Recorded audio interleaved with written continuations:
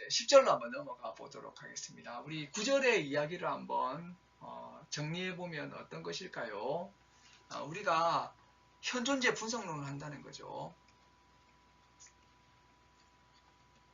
현존재 분석론을 하는데 현존재를 분석하는 거죠.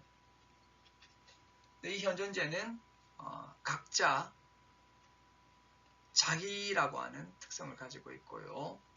그리고 이제 실존성을 가지고 있죠. 실존을 가지고 있고, 그리고 그 본래성과 비본래성을 가지고 있다는 것입니다. 이런 이제 현존재를 분석하려고 할 때 어떻게 해야 되냐? 일상성 그리고 평균성을 건너뛰어서는 안 된다는 거죠. 그래서 일상적이고 평균적인 어떤 이제 양태에서 현존재를 분석하고 이걸 다시 실존론적으로 규명하고 이걸 다시 이제 존재론적으로 가져가야 된다라고 얘기를 하고 있다고 하는 것입니다. 그래서 이제 이 현존재를 분석하는 것은 실존론적으로 해야 돼요. 하지만 일상성과 평균성을 건너뛰어서는 안 되고 여기에 구조하고 이제 이거는 비본래적인데 본래적인 구조하고 구조적으로는 다르지 않다는 것입니다. 내용은 다르겠죠. 비본래적인 거하고 본래적인 거 완전히 똑같을 수는 없다는 것입니다. 그러나 구조에 있어서는 다르지 않다라고 하이데거는 이야기하고 있습니다. 그리고 10절로 넘어가게 됩니다. 10절은 지금 여기에서 이렇게 이야기한 이 내용들 있죠. 이게 인간학, 심리학, 생물학하고 다르다는 것입니다. 그래서 현존재 분석론을 인간학, 심리학, 생물학으로 하지 않겠다는 것이죠. 인간학에서 이야기되는 것은 대체로 이제 철학의 영역에서 이야기되는 것이고요. 철학에서 인간을 이야기하는 부분하고 그 다음에 심리학 그리고 생물학하고 구별해서 자신의 이런 현존재 분석론을 하겠다는 것이죠. 그래서 현존재 분석론은 일상적이고 평균적인 것으로부터 시작해서 실존론적으로 분석을 하는 것이죠. 이것은 인간학, 심리학, 생물학하고 다르다라고 이야기를 하고 있다는 것입니다. 그래서 실존론적인 분석론을 인간학, 심리학, 생물학하고 구분하겠다는 것이 10절의 특징입니다. 그러니까 특별히 이제 이 철학에서의 인간 이해를 비판하면서 근대의 자아와 주체에 대해서 비판하는 그런 논의를 개진합니다.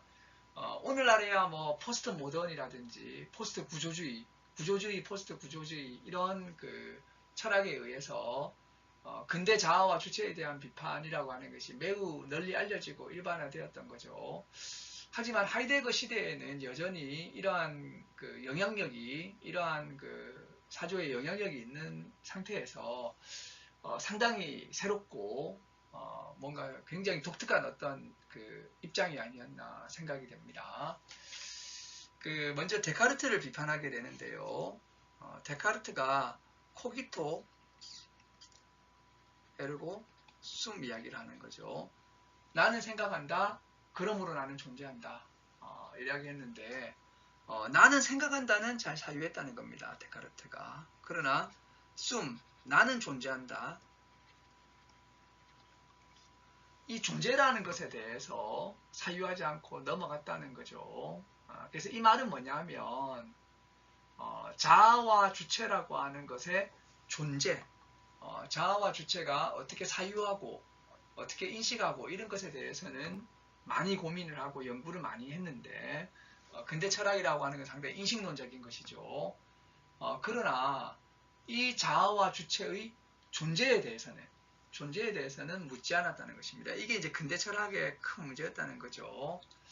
그래서 근대 철학이 인식론적으로 전환되면서 존재 문제를 상당히 소홀하게 했었고 특별히 굉장히 근대 철학은 자아와 주체가 굉장히 중요해진 그런 철학인데 그런데 이제 이 자아와 주체의 존재라는 문제에 대해서는 상당히 이렇게 소홀했다 이런 이야기를 이야기하는 거죠.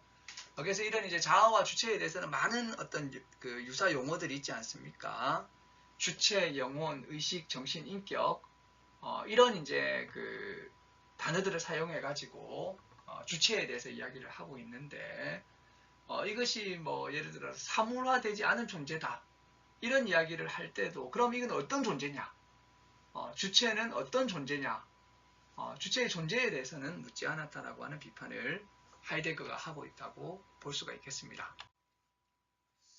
자, 그래서 이러한 그 근대 철학의 끄트머리 무렵에 생철학이 나온 거죠. 삶의 철학.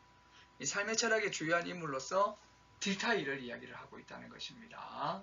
그래서 딜타이가 정신과학에 대해서도 탐구를 하면서 해석학적 철학을 전개했었는데 하이데거는 그런 것도 중요하지만 딜타이의 주된 업적은 삶을 물었다는 데 있다라고 봤다는 거죠. 레벤이라고 하는 삶의 문제를 논의하고 삶의 문제를 파고든 것이 딜타이 철학의 아주 중요한 그런 부분인데 근데 문제는 여기에서도 삶 자체가 존재 양식으로서 존재론적으로 문제가 되지 않았다는 것입니다. 그래서 이제 삶 혹은 생명이라고 하는 것의 존재에 대해서는 또 묻지 않았다는 거죠.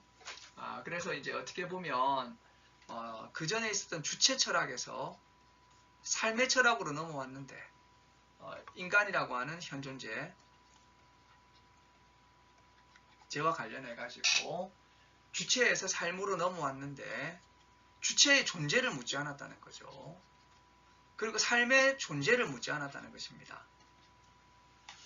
그리고 나서 그 인격주의라고 하는 측면을 다루게 되는데요. 후설하고 쉘러를 이제 언급하게 됩니다. 후설과 쉘러는 또 인격이라고 하는 것에 대해서 논의하면서 이제 또 인간에 대해서 이야기를 했었는데요. 인격. 그러나 역시 마찬가지로 또 후설과 쉘러도 인격의 존재에 대해서는 묻지 않았다는 거죠. 그래서 똑같은 어떤 이제 그 비판이 가해지는 것. 이게 이제 근대에서 주로 데카르트부터 쉘러까지 이르는 하나의 이제 인간을 이해하는 하나의 이제 관점이었는데요. 사실 이제 막스 쉘러라고 하는 분으로부터 철학적 인간학이라고 하는 것도 하나의 분과로 나오게 되죠. 근데 여기에서 이제 중요한 것은 주체나 삶이나 인격으로 이렇게 이제 인간학적으로 인간을 이해하는 그런 철학적인 흐름이 있었는데 세 가지가 공이 똑같이 뭘 안 했냐면 주체의 존재에 대해서 삶의 존재에 대해서 인격의 존재에 대해서 다 이렇게 논의하지 않았다는 한계가 있었다는 것입니다. 그런데 하이데거는 인간 현존재를 존재라는 관점에서 논하죠. 그래서 인간이라고도 안 하고 현존재라고 하지 않습니까? 인간을 존재라는 측면에서 이야기하기 위해서 이러한 용어까지 만들어낸 거죠. 아니면 하이데거가 인간이라고 할 때 자꾸 이런 것들을 또 올리게 되니까 오해가 발생하게 된다는 거죠. 하이데거는 철저히 인간을 존재의 관점에서 본다는 것입니다. 존재라는 관점에서 본다는 거죠. 그래서 인간을 현존자라고 불렀고 이렇게 보니까 이제 이 인간 현존재는 실존이라고 하는 면이 중요하고 그래서 이제 일상성을 통해서 평균적 일상성을 통해서 실존론적으로 분석하겠다고 하는 것이 사실은 하이데거의 기획이라는 거죠. 그러니까 여기 나와 있는 주체나 삶이나 인격이라고 하는 걸로 인간을 이해하려고 했던 데카르트로부터 쉘러까지의 이러한 논의들하고 구분이 되어야 된다라고 하이데거는 이야기하고 있다고 하는 것입니다. 자, 그런데 이런 이제 그 데카르트로부터 쉘러까지 거의 뭐 근대 철학 전체죠. 이런 이제 인간학은 사실은 알고 보면 저 옛날에서부터 그런 어떤 이제 이런 인간을 이해하는 방식에 영향을 받았다라고 하는 거죠. 이것을 그 전통적인 인간학이라고 부르는 거죠. 전통적인 인간학. 자, 그러면 서양이라고 하는 문화권에서 인간을 이해하는 데는 두 가지의 전통이 있었다는 거죠. 우선 그리스 전통이 있었던 것이죠. 우리 전통. 여기에서는 아리스토텔레스가 인간을 이성적 동물로 이야기한 거죠. 이것은 이제 존 로건 에코온이라고 하는, 사실은 이제 이성을 가진 동물, 말을 가진 동물, 이런 의미인 거죠. 어쨌든 이제 로고스를 가진 동물이라고 하는 의미에서 인간을 이성적 동물로, 이성적 생물로 파악하는 그런 이제 하나의 관점이 있었고요. 그 다음에 기독교, 서양의 굉장히 중요한 하나의 이제 전통이죠. 기독교에서는 인간을 이마고 데이, 신의 형상으로 이해를 해왔다라고 하는 거죠. 근데 하이데거가 보기에는 이러한 그리스의 정의와 신학적인 실마리, 그러니까 이성적 동물이라든지 신의 형상이라든지 이런 것도 역시 마찬가지로 인간 존재에 대한 물음이 또 망각되어 있다는 것입니다. 인간의 존재에 대한 물음이 망각되어 있고, 대체적으로 이 전통 자체가 인간을 눈앞에 있음, 앞에서도 이야기했는데 이것은 그 손 안에 있음하고 구별이 됩니다. 이 손 안에 있음이라고 하는 것은 좀 도구적인 어떤 걸로 쉽게 일단 이야기를 이해하면 좋을 것 같고요. 눈앞에 있음이라고 하는 것은 우리가 그냥 순전한 사물적인 측면에서 이해를 해주면 좋을 것 같습니다. 더 정확한 언어는 눈앞에 있음과 손 안에 있음이지만 일단 간단하게 이야기할 때 이렇게 이야기할 수 있는데요. 어쨌든 이것은 현존재의 존재 방식에 대해서 실존론적으로 파악한 것은 아닌 것이죠. 실존이라고 하는 실존성의 차원에서 파악한 것은 아니라고 하는 것입니다. 그래서 이런 부분에 있어서 그 인간의 이제 이런 이제 그 존재라고 하는 측면에서 인간을 파악한 것은 아니라는 거죠. 그래서 전통적인 인간학 자체가 불충분한 존재론적 기초를 가지고 있었다라고 하는 것입니다. 그래서 그 인간의 존재에 대해서 충분하게 파악하지 못하고 인간을 계속해서 보려고 했기 때문에 여기에는 뭐 어떻게 보면 실존적인 면이나 각자적인 면이나 자기를 뭐 이렇게 이제 실현한다든지 자기를 상실한다든지 가능성의 문제라든지 이런 부분들에 대해서 많이 놓치고 있다는 거죠. 그래서 이제 이러한 불충분한 존재론적 기초를 가지고 있었고 이것이 이제 근대까지 이어져 가지고 데카르트로부터 셀러까지 왔기 때문에 이러한 불충분한 인간학을 가지고 현존재에 대해서 논의할 수가 없다는 것입니다. 그래서 이 인간학이라고 하는 이러한 서양의 유구한 전통, 아리스토텔레스로부터 셜러에 이르는 이러한 유구한 전통과는 다른 방식으로 인간 현존재를 파악하겠다고 하는 것이 바로 하이데거 이야기인 것이죠. 네, 하이데거가 길게 인간학의 어떤 존재론적 한계를 이야기했다면 이어서 간단하게 심리학과 생물학도 존재론적 기초를 결여하고 있다고 이야기를 하고 있습니다. 특별히 하이데거에게 따르면 생명이라고 하는 것은 사실은 이제 결여적인 것이라는 거죠. 그래서 삶이라고 하는 것이 사실은 실존이라고 하는 것에 비해서 약간 결여적인 어떤 형태를 취하고 있다는 거죠. 그래서 삶을 너무 이렇게 높게 평가하지 않는다는 것입니다. 하이데거의 철학은 생철학이 아니죠. 그래서 실존 철학이고 그리고 이제 존재의 철학인 것이죠.